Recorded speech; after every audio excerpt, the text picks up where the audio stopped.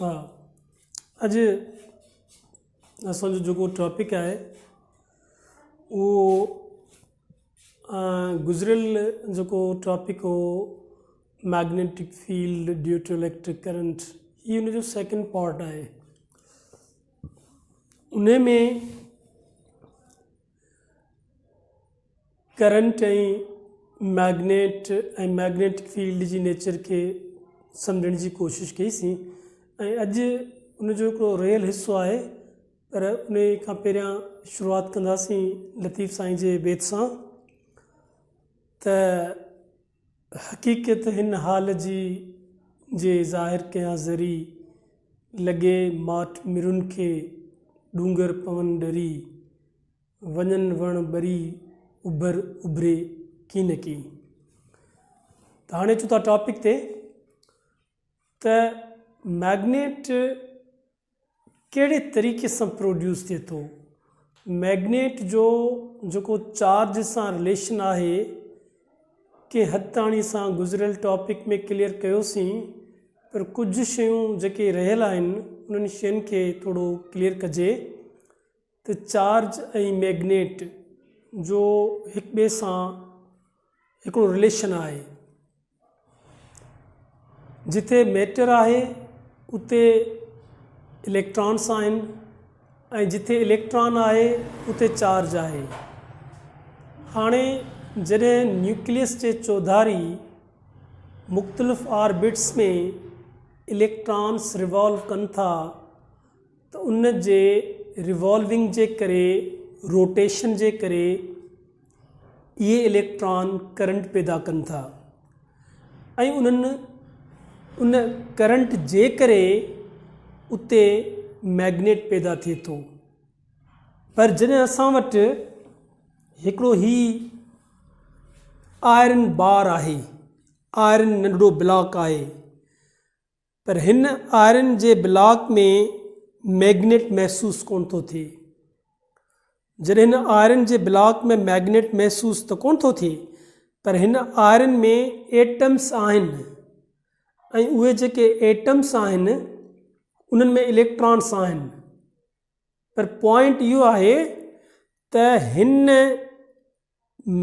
Iron जे block में जेके बि एटम्स आहिनि ऐं जेके बि इलेक्ट्रॉन्स मुख़्तलिफ़ ऑर्बिट में रिवॉल्व कनि था, इहे सभ जा सभु हिकु ऑर्डर फॉर्म में न आहिनि। हिकिड़े एटम जे इलेक्ट्रॉननि जेका मैग्नेटिक फील्ड प्रोड्यूस कई ऐं ॿिए एटम जे इलेक्ट्रॉननि जेका मैग्नेटिक फील्ड प्रोड्यूस कई, डिसऑर्डर हुजण जे करे हिकिड़े जी फील्ड ॿिए जी फील्ड में कैंसिल थिए थी। रीज़न इहो आहे त इहे सभ जा सभु एटम्स ऑर्बिट्स ऑर्डर फॉर्म में न आहिनि, इरेग्युलर फॉर्म में आहिनि, डिसऑर्डर फॉर्म में आहिनि, पर इहे सभ जा सभु इलेक्ट्रॉन्स पंहिंजे न्यूक्लियस जे चौधारी रिवॉल्व करण जे करे करंट प्रोड्यूस कनि था ऐं उन करंट जे करे मैग्नेटिक फील्ड ठहे थी ऐं मैग्नेटिक फील्ड मुख़्तलिफ़ डायरेक्शन्स में थिए थी पई ऐं इहा फील्ड मैग्नेटिक फील्ड्स हिक ॿिए खे कैंसिल करे ऐं न्यूट्रलाइज़ करे छॾीनि था ऐं नतीजे में इन आयरन ब्लॉक में मैग्नेट वारो को बि असरु महसूस कोन थो थिए। त इन शइ खे सम्झण जे लाइ असां हिते थोरो डिस्कस कंदासीं त कहिड़े तरीक़े सां इहा मैग्नेटिक फील्ड ठहे थी। जीअं मूं तव्हांखे गुज़िरियल लेक्चर में चयो त जेकॾहिं फ़र्ज़ु कयूं ही आहे असांजो हिकिड़ो ब्लॉक, ही ब्लॉक आहे, जेकॾहिं हिन ब्लॉक खे मां खणी करे हिन कॉइल में अंदरि, ही कॉइल आहे, ही मां हिकिड़ी कॉइल थो ठाहियां ऐं इन कॉइल में अंदरि ही कॉइल जॾहिं मां अटैच कई आहे बैटरी सां। ही कॉइल आहे, इन कॉइल खे मूं कनेक्ट कयो बैटरी सां। ही कॉइल आहे, कॉइल जो मक़सदु आहे सोलिनॉइडल कॉइल। उन कॉइल खे डिज़ाइन करे ऐं उन जो कनेक्शन मां बैटरी सां कनेक्ट कयो। हाणे हिन कॉइल में जॾहिं करंट गुज़रंदो सर्किल में, जॾहिं सर्किल में करंट गुज़रंदो त पोइ इन कॉइल जे विच में हिकिड़ी मैग्नेटिक फील्ड ठहंदी, पर उहा मैग्नेटिक फील्ड इन कॉइल जे अंदरि बिल्कुलु स्ट्रेट फील्ड ठहंदी, लीनियर फील्ड ठहंदी। कॉइल में अंदरि इलेक्ट्रिक करंट गुज़रण जे करे जेका मैग्नेटिक फील्ड ठहंदी उहा स्ट्रेट ठहंदी ऐं उनखे डायरेक्शन बि हूंदो, उन ते पोइ था अचूं, उहा स्ट्रेट ठहंदी। पर सुवालु इहो आहे त मैग्नेटिक फील्ड उन कॉइल जे अंदरि स्ट्रेट छो थी ठहे। त पोइ जेकॾहिं मां चवां त हिकिड़ो मां लूप खणां थो, हिकिड़ो लूप खणी करे मां हिते डिज़ाइन कयां, ही लूप आहे, ॿियो लूप बिल्कुलु इन जे क्लोज़ खणी अचां, ही ॿियो लूप आहे, टियों लूप बिल्कुलु इन जे क्लोज़ खणी अचां, ही टियों लूप आहे, चौथों लूप मां इन जे क्लोज़ खणी अचां, ही चौथों लूप आहे, पंजों लूप हिन जे क्लोज़ खणी अचां, ही पंजों लूप आहे, छहों लूप हिन जे क्लोज़ खणी अचां। ही सभु लूप्स आहिनि। कंहिंजा लूप्स आहिनि? कॉइल जा लूप्स आहिनि, कॉइल जा लूप्स आहिनि। ऐं गुज़िरियल मुंहिंजे लेक्चर में इहा शइ मूं तव्हांखे सम्झाइण जी कोशिशि कई त जॾहिं बि स्ट्रेट कंडक्टर मां या वायर मां करंट गुज़रंदो त उहो करंट उन कंडक्टर जे ॿाहिरां सर्क्यूलर फॉर्म में मैग्नेटिक फील्ड जनरेट कंदो।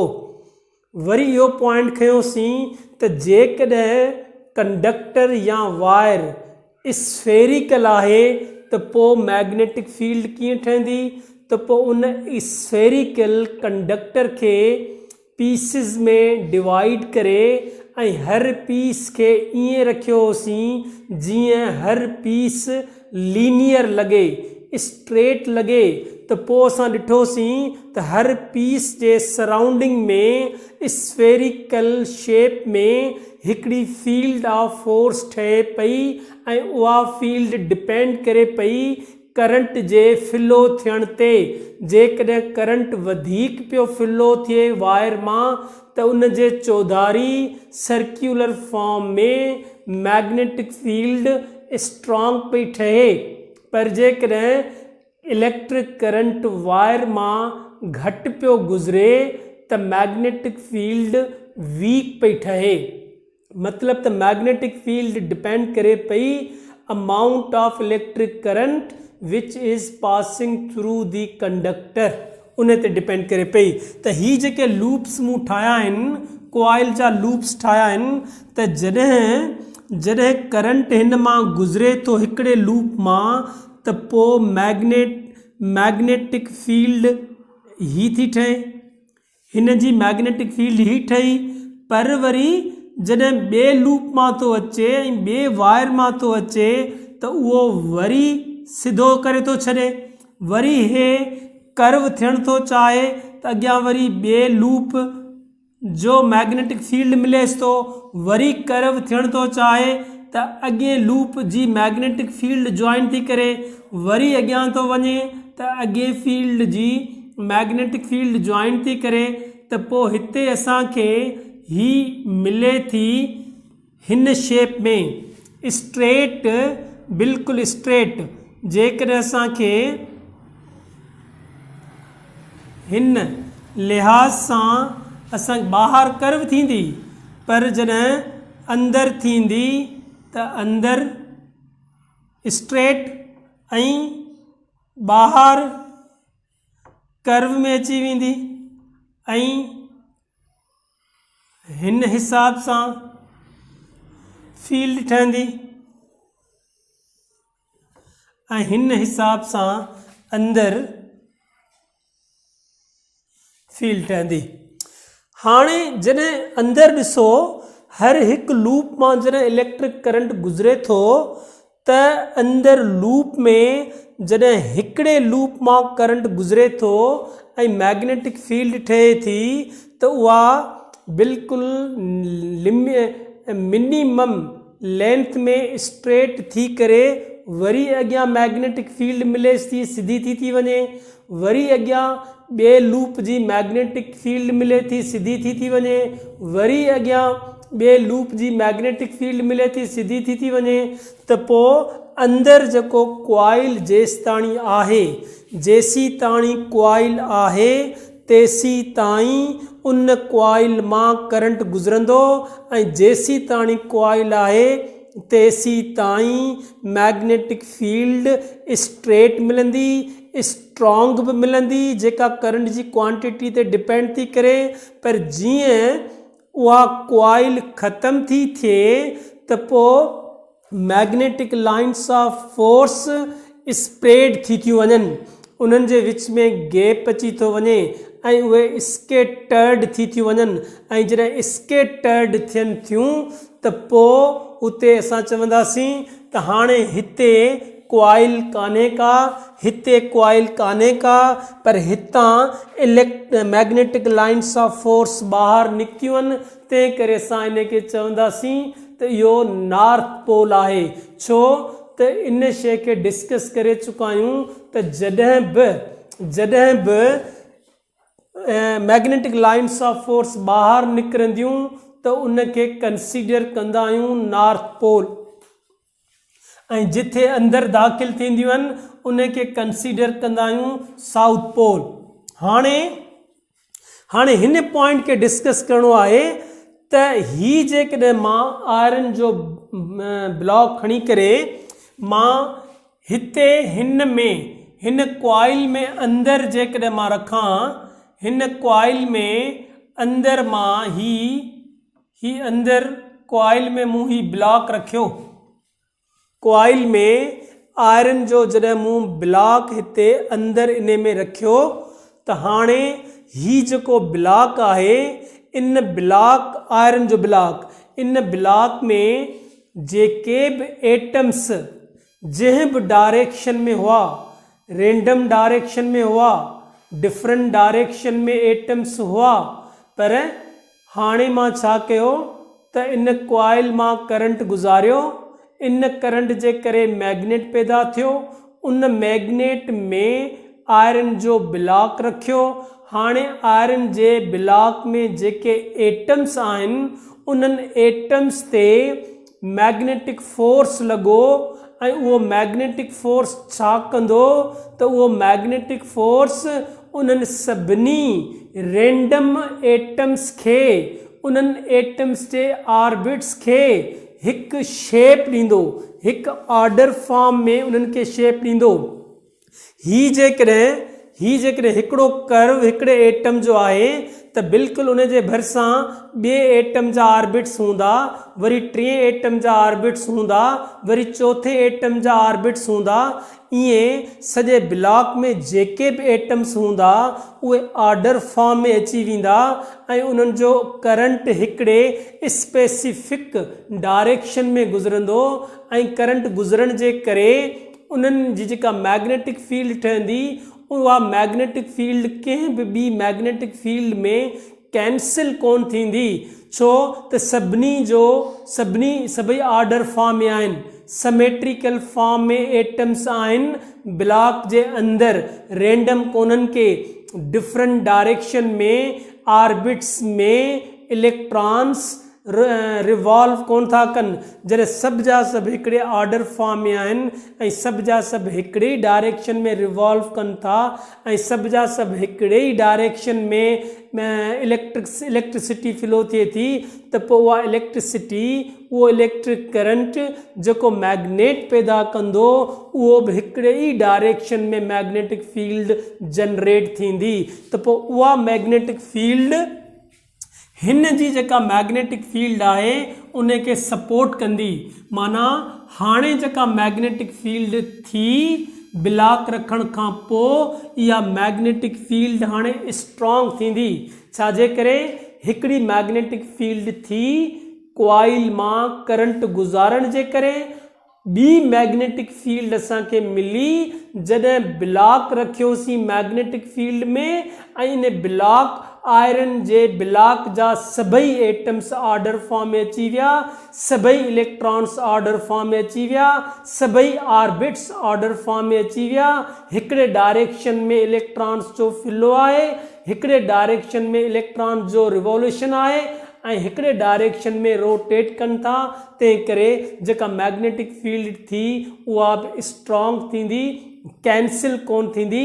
हिकिड़ी उहा मैग्नेटिक फील्ड ऐं ॿी हिन कॉइल जी मैग्नेटिक फील्ड। हाणे इहे ॿई मैग्नेटिक फील्ड्स मिली करे हिन जे सराउंडिंग में तव्हांखे स्ट्रॉन्ग मैग्नेटिक फील्ड मिलंदी ऐं तमामु घणी ताक़तवर मैग्नेटिक फील्ड मिलंदी। पर सवाल इहो आहे त उहा मैग्नेटिक फील्ड जेका हूंदी, उहा मैग्नेटिक फील्ड किथे हूंदी? उहा मैग्नेटिक फील्ड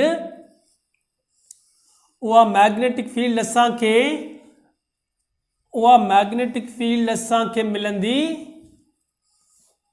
हिन डायरेक्शन में, पर हिते सरफेस ते मैग्नेटिक फील्ड कोन हूंदी, हिन सरफेस ते बि मैग्नेटिक फील्ड कोन हूंदी, अंदर मैग्नेटिक फील्ड हूंदी। अंदर magnetic lines of forces parallel आहिनि, बिल्कुलु पैरेलल आहिनि।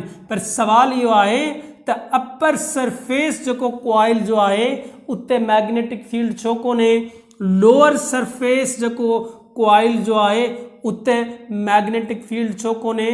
त पोइ इन शइ खे डिस्कस करण जे लाइ तव्हां ही ॾिसो, जेकॾहिं ही वायर आहे, ही वायर ऐं ॿी ही वायर। हाणे जॾहिं हिननि ॿिन्ही वायरनि मां करंट गुज़रे साॻिए डायरेक्शन में करंट थो गुज़रे साॻिए डायरेक्शन में, त पोइ त उन हिसाब सां हाणे ही ॾिसणो पवंदो असांखे त जेकॾहिं मां हिकिड़ी वायर खई आहे, हिन वायर मां जॾहिं इलेक्ट्रिसिटी गुज़ारियां थो हिन डायरेक्शन में, ऐं हिकिड़ी ॿी वायर आहे, हे जेकॾहिं असांजी ए वायर आहे, ही असांजी बी वायर आहे, ॿिन्ही खे कनेक्ट कयां थो बैटरी सां। जॾहिं बैटरी सां अहिड़ी तरह सां कनेक्ट कयां जो ॿिन्ही मां करंट साॻिए डायरेक्शन में गुज़रे, साॻिए डायरेक्शन में, त पोइ ॿिन्ही जो डायरेक्शन ही थंब जेको आहे, इहो थंब करंट जो डायरेक्शन आहे ऐं जेके मुंहिंजूं फिंगर्स आहिनि, इहे फिंगर्स मैग्नेटिक फील्ड जो डायरेक्शन ॿुधाईंदियूं। त पोइ हाणे हिते ही जेकॾहिं मैग्नेटिक फील्ड ठहे ऐं ही जेका मैग्नेटिक फील्ड ठहे थी, ऐं हिन करंट जे करे जेका मैग्नेटिक फील्ड ठहंदी, उहा मैग्नेटिक फील्ड उन जो डायरेक्शन कहिड़ो हूंदो? डेफिनेटली ॿिन्ही जो जेको डायरेक्शन आहे अपवर्ड आहे, त पोइ ॿिन्ही जो डायरेक्शन मैग्नेटिक फील्ड जो ही ठहणु खपे ऐं हिन जो जेको डायरेक्शन ठहंदो सो बि ही ठहणु खपे, साॻियो डायरेक्शन आहे। हाणे साॻिए डायरेक्शन जे करे छा थींदो त हिकिड़ी फील्ड जो नॉर्थ पोल ऐं ॿी फील्ड जो साउथ पोल, इहे हिक ॿिए सां क्लोज थी वेंदा, ऐं जॾहिं हिकिड़ी फील्ड जो नॉर्थ पोल ऐं ॿी फील्ड जो साउथ पोल जॾहिं पाण में क्लोज थींदा त पोइ थींदी अट्रैक्शन, थींदी। पर पर जेकॾहिं आपोज़िट डायरेक्शन में करंट के गुज़ारियूं, हिकिड़ी वायर मां करंट गुज़रे थो हिन डायरेक्शन में ऐं ॿी वायर मां करंट गुज़रे थो हिन डायरेक्शन में, त पोइ ॿिन्ही वायर मां आपोज़िट डायरेक्शन में करंट गुज़रे थो, त पोइ इन्हनि जी जेका फील्ड ठहंदी उहा अहिड़ी तरह सां ठहंदी त हिकिड़ी वायर जी जेका मैग्नेटिक फील्ड आहे उन जी जेका पोलरिटी हूंदी, ॿी फील्ड जी जेका पोलरिटी हूंदी उहा बि साॻी हूंदी, ऐं जॾहिं साॻियूं पोलरिटीज़ हूंदियूं त पोइ थींदो रिपल्शन। त पोइ इहो असां चवंदासीं या एम्पियर इहा ॻाल्हि कई त जॾहिं बि इलेक्ट्रिक करंट गुज़रे ऐं उहो इलेक्ट्रिक करंट जॾहिं आपोज़िट डायरेक्शन में गुज़रे त पोइ इहे ॿई वायर्स हिक ॿिए खे रिपेल कंदियूं, आपोज़िट डायरेक्शन में गुज़रण जे लाइ रिपेल कंदियूं। पर जॾहिं सेम डायरेक्शन में करंट वेंदो वायरनि मां त हिक ॿिए खे अट्रैक्ट कंदियूं। त अट्रैक्ट करण जो रीज़न कहिड़ो आहे? रीज़न इहो आहे त ॿ फील्ड्स ठहंदियूं। छो ॿ फील्ड्स ठहंदियूं? त ॿिनि वायर्स मां करंट फ्लो थिए थो, ॿिनि वायर्स जे चौधारी मैग्नेटिक फील्ड ठहंदी ऐं ॿिन्ही वायर्स जे चौधारी जेका मैग्नेटिक फील्ड ठहंदी आपोज़िट पोलरिटीज़ में उहा फील्ड ठहंदी। इहे ॿई फील्ड्स हिक ॿिए खे अट्रैक्ट कंदियूं, नतीजे में वायर्स हिक ॿिए खे अट्रैक्ट कंदियूं। छो त उन वायर ते मैग्नेटिक फील्ड असरअंदाज थींदो। साॻी तरह सां हिते मूं छा कयो आहे त हिते हिकिड़ी वायर मां करंट हिन डायरेक्शन में थो गुज़रे ऐं ॿी वायर मां करंट हिन डायरेक्शन में थो गुज़रे, मतिलब त ॿिन्ही वायर्स मां करंट आपोज़िट डायरेक्शन में थो गुज़रे। जॾहिं आपोज़िट डायरेक्शन में करंट गुज़रे थो त हिकिड़ी वायर जे चौधारी बि मैग्नेटिक फील्ड ठहंदी, उहा सर्कुलर हूंदी, ऐं ॿी वायर जे चौधारी बि मैग्नेटिक फील्ड ठहंदी ऐं उहा बि सर्कुलर हूंदी। पर फ़र्क़ु सिर्फ़ु इहो थींदो त हिकिड़ी वायर जे सराउंडिंग में जेका फील्ड ठही उन जो नॉर्थ पोल ऐं ॿी फील्ड जे सराउंडिंग में जेका ठही उन जो बि नॉर्थ पोल थींदो, या साउथ पोल आहे त साउथ पोल थींदो। ॿिन्ही जा पोल साॻिया थींदा ऐं जॾहिं पोल्स साॻिया थींदा त पोइ डेफिनेटली रिपल्शन थींदो। छो त नॉर्थ खे रिपेल कंदो, साउथ खे रिपेल कंदो, पर साउथ नॉर्थ खे अट्रैक्ट कंदो, अट्रैक्शन थींदी। त इहो हिकिड़ो पॉइंट तव्हांखे पंहिंजे ज़हन में रखणु खपे त जॾहिं बि मैग्नेटिक फील्ड ठहंदी त उन वटि साउथ पोल बि हूंदो ऐं उन वटि नॉर्थ पोल बि हूंदो। मैग्नेट हुजे ऐं मैग्नेटिक फील्ड हुजे ऐं पोलरिटीज़ न हुजनि, इहो पॉसिबल न आहे। कहिड़ी बि शकिल जो मैग्नेट ठहे, कहिड़ी बि शकिल जी फील्ड ठहे, पर उन वटि नॉर्थ पोल बि हूंदो ऐं उन वटि साउथ पोल बि हूंदो ऐं उन वटि ॿई पोल्स हूंदा। ऐं मैग्नेट जे पैदा थियण जो ज़रियो या सोर्स सिर्फ़ु ऐं सिर्फ़ु हिकिड़ो आहे। कहिड़ा बि तरीक़ा तव्हां एडॉप्ट कयो, पर मैग्नेट सिर्फ़ु ऐं सिर्फ़ु चार्ज पैदा कंदी ऐं चार्ज जेका इलेक्ट्रॉन ते आहे उहा चार्ज मैग्नेट पैदा कंदी। उन चार्ज के तव्हां कहिड़े तरीक़े सां यूटिलाइज़ था कयो उहो अलॻि मामिलो आहे, पर हिते जे तरीक़े सां असां चार्ज खे यूटिलाइज़ पिया कयूं उहो पिया कयूं त चार्ज मां इलेक्ट्रिक करंट प्रोड्यूस पिया कयूं। ऐं जॾहिं इलेक्ट्रिक करंट प्रोड्यूस थिए पियो त उन जे करे मैग्नेट प्रोड्यूस पियो थिए। बाक़ी चार्ज खां सवाइ, इलेक्ट्रिक चार्ज खां सवाइ ॿियो को बि मेथड कोन्हे को बि तरीक़ो कोन्हे का बि टेक्नोलॉजी कान्हे का जेका चार्ज खे छॾे करे ऐं ॿिए कंहिं सबस्टेंस मां, ॿिए कंहिं पार्टिकल मां जंहिं ते चार्ज न हुजे ऐं उन मां तव्हां मैग्नेट खे प्रोड्यूस करायो, इहो इम्पॉसिबल आहे। इहो इम्पॉसिबल आहे। तरीक़ा डिफरेंट थी सघनि था, पर तव्हांखे मैग्नेट प्रोड्यूस करण जे लाइ लाज़मी आहे त तव्हांखे इलेक्ट्रिक चार्ज खे डिस्कस करणो पवंदो। इलेक्ट्रिक चार्ज मां मैग्नेट पैदा थींदो, उहो कीअं मैग्नेट पैदा थींदो, कॾहिं इलेक्ट्रोमैग्नेटिक वेव जे फॉर्म में पैदा थींदो ऐं कॾहिं इलेक्ट्रिक करंट प्रोड्यूस कराए ऐं पोइ उन जे सराउंडिंग में मुख़्तलिफ़ शकिलनि में ऐं मुख़्तलिफ़ फॉर्म्स में तव्हां मैग्नेटिक फील्ड प्रोड्यूस कराए सघो था। जीअं फॉर एग्ज़ाम्पल ही हिकिड़ो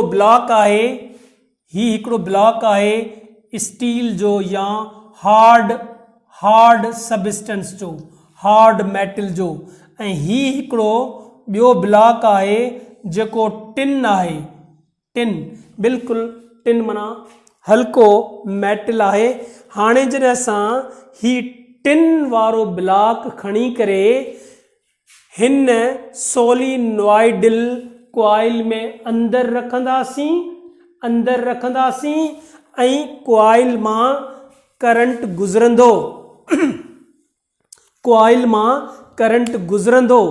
त पोइ इहो टिन ईअं थी वेंदो जीअं मैग्नेट हुजे।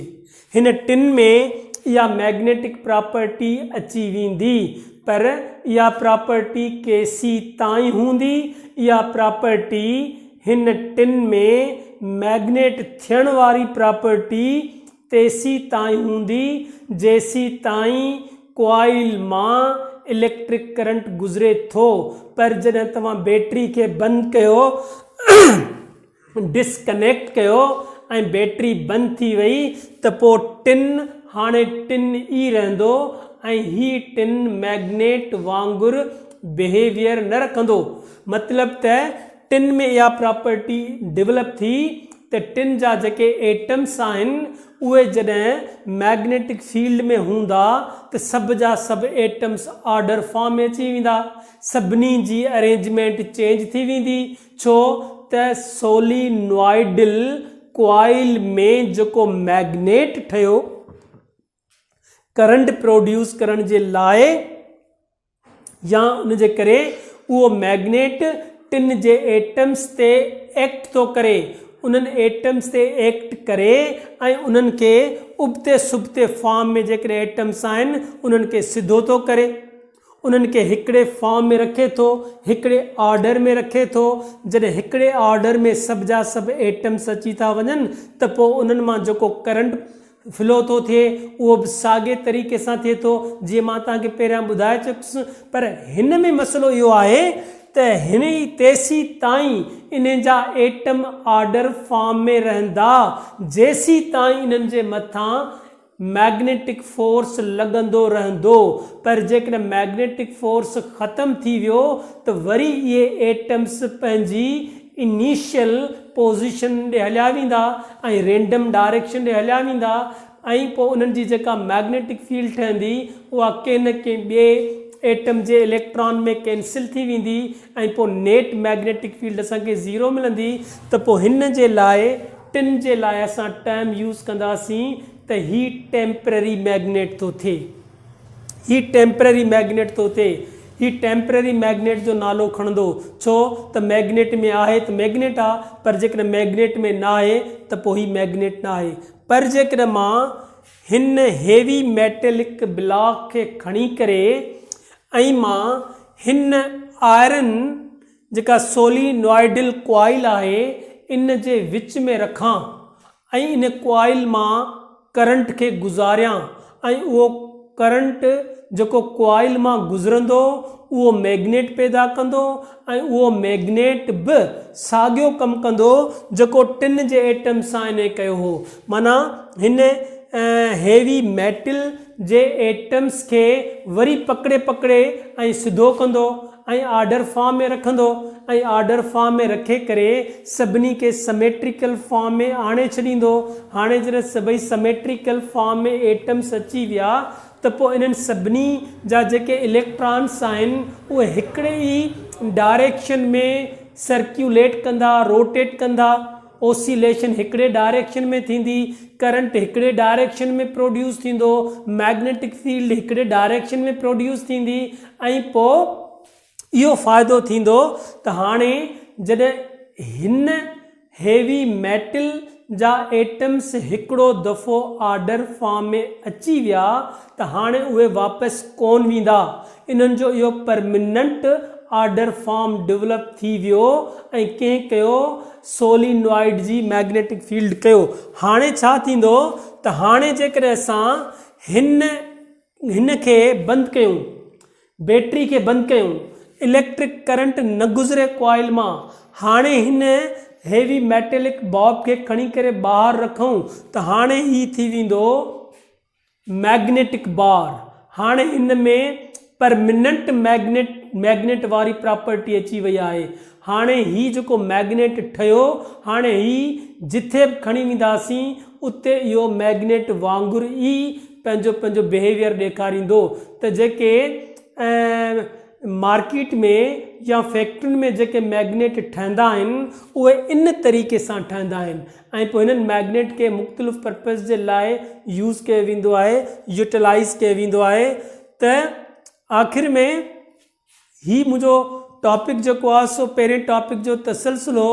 हाणे इन्हनि ॿिन्ही टॉपिक्स में मूं इहा हिकिड़ी शइ तव्हांखे सम्झाइण जी कोशिशि कई आहे त करंट मैग्नेट खे कीअं थो पैदा करे ऐं पोइ उहो करंट परमनेंट ऐं टेम्परेरी मैग्नेट कीअं थो पैदा थिए ऐं मैग्नेटिक बार कीअं थो ठहे। ऐं हाणे जेको मुंहिंजो लेक्चर हूंदो उन में ईंदासीं magnetic force on a charged particle which is moving through the magnetic field. Okay, Allah Hafiz.